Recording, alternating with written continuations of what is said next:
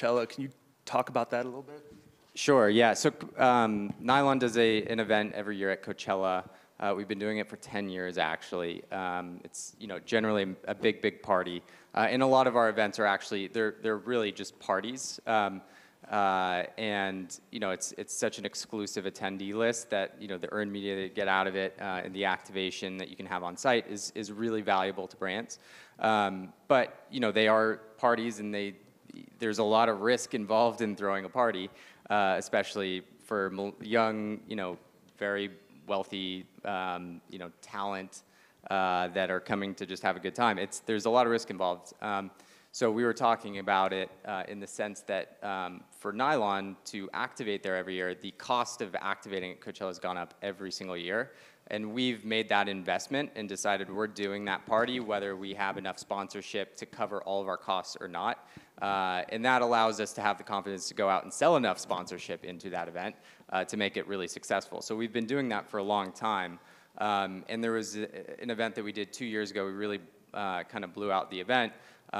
The cost of the event was somewhere around $400,000 or $500,000 just to do the event, all in with venue, with tickets, with staffing, production, all of that, all in. It's an extremely expensive. It's a risk to the company without any sponsorship dollars to back it up. And one of the, I think, tough things that people don't talk about enough as it comes to events when you're selling it in a sort of sponsorship model.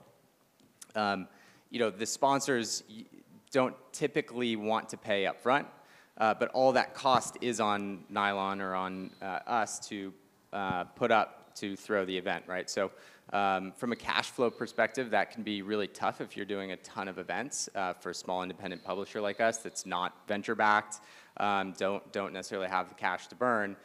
So we have to structure our deals with production agencies, with talent, with venues, so that we're sort of matching the sponsorship contracts, and also building in some liability and some other things to protect ourselves in the case that things get out of control at the party, which is great for media, bad for sponsorship. But yeah, it's something we've had to learn over the years, and it's definitely it's not for the faint of heart getting into that kind of an event business.